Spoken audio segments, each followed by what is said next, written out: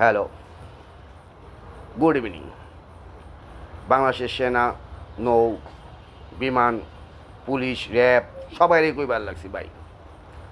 যদি এইবার যদি আবারও এই অন্তর্বর্তী সরকার ডক্টর ইউনূসের যদি পতন হয়, সবার আগে ইউনূসরে অ্যারেস্ট করে সর্বপ্রথম জিগাইবেন এই সাধারণ জনগণ, এই সাধারণ যে ছাত্রগো কত কোটি টাকা ইনভেস্ট কইরা তুই দেশে অযোগ্যতা লাগাইছ, তোর গ্রামীণ ব্যাংকের ট্যাক্স মাফ করার লিগা, তোর সাজা মাফ করার লিগা, তুই বুইরা বয়সে যে দেশটারে ধ্বংস করলি, তুই যে মার্কিন আমেরিকায় বয়ে থেকে এদের কূটনীতিকভাবে বাংলাদেশের সেনারে প্রেশার করিয়া এদের যে চুপ রাখাইয়া এই ছাত্রগো দিয়া এই দেশটারে জ্বালাও পুরাও করলি, বাংলাদেশের সম্পদ যে পড়লি, তুই কতশো কোটি টাকা ইনভেস্ট করছিলি ইনোস তোর সাজা মাফ করার লিগা, তোর গ্রামীণ ব্যাংকের ট্যাক্স মাফ করার লিগা।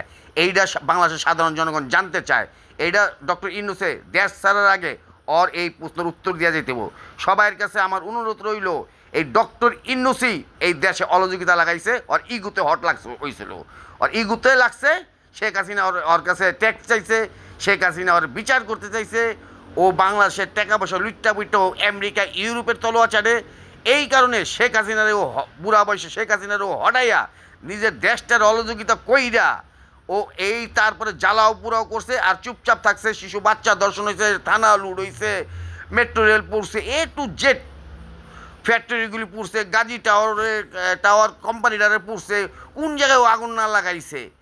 তারপরে ও চুপচাপ, আমি তো মাঠে, আমি তো আমারে বসাইছে, আমি তো এই রাজনীতি করি না, তুই তো করস না, তাই তুই কিল্লিগা তোর ইগুর কারণে তুই সুন্দর একটা সাজানো বাংলাদেশটা ধ্বংস করলি। এই প্রশ্নের উত্তর দিয়া তারপরে তোর দেশ ছাড়তে হইব।